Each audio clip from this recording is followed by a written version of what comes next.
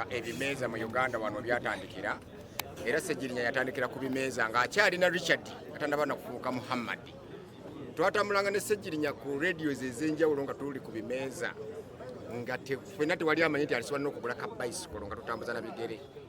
Ebiseera bye twali tukyanywa amazzi gaalinga gaataano nga bagasiba mu kaveera n'obugaati obwetoloovu nga tulwanirira ensi eno Uganda nga ffenna tewali amanyi nti alituuka neyesimba nawe. Olwaleero kati ndi kansala nange wewaawo yeyampisaako eddala kati MP afudde MP naye ebiseera bye twali tulowooza nti tuliwo okulwanirira just nsi yaffe nga tetusuubira nti tuliyesimbawo wadde nemufuna ekimu.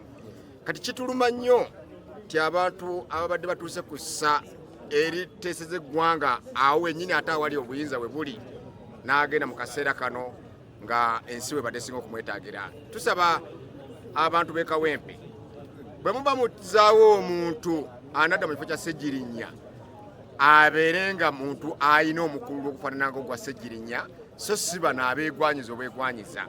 Naye abantu abakudaalira Ssegirinya mubajjukira ne bagamba Ssegirinya nti yeerwaza bannaye mujjukiranga abantu abo ne bwali bayeesimbye mu kifo kyonna awalala mumujjukizanga ekigambo kino nti wagamba Ssegirinya nti yeerwaza.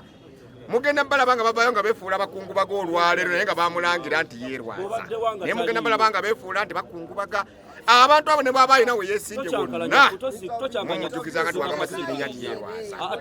Ebyo tocyankalanya yabasonyiwa kyaggwa sebo toleeta mbeera mu kuzika kwa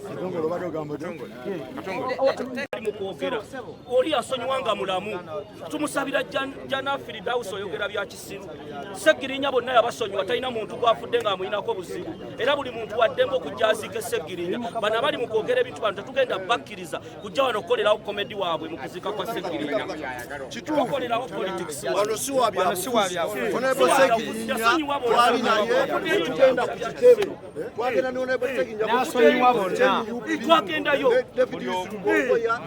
President Kyagulanyi toleta Ssentamu yasonyiwa buli omwe yamwogerera tewali Ssegirinya abanja baleta kuzaabwe twagala muntu agenda leeta komedi mukwano gwakwakwakwakuleta byabufuzi wano ngati kuba Lord Council paka kati kuba Parliament. olaba Ssegirinya afudde mu olaba Faluku ffe twatula ne tugenda Kamwokya ne Ssegirinya bonna yabasonyiwa era gyonna gibadde mikono gya Ssegirinya tewali kwe tugenda kuzika kwa Ssegirinya atono yalwala biki obulwadde bujja era abaleeta ebyo ebibozibozi byabwe tubagamba tugenda kubakuba tuleke tusimbule ajanjabiddwa wamu baleta politics wabwe oyo afudde eri bamulesa agabozibozi yasonyiwa buli omu agende abadde ludda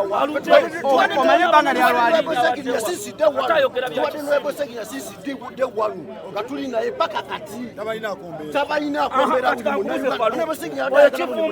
ekifumbo byabadde ayogera bale bakimanyi nti Ssegirinya ensambi yalabikayo yalabika asse mu kufa ayogera bya kisiru abaddeko wa abaddeko Kenya totubulya kifumbo abaddeko Kenya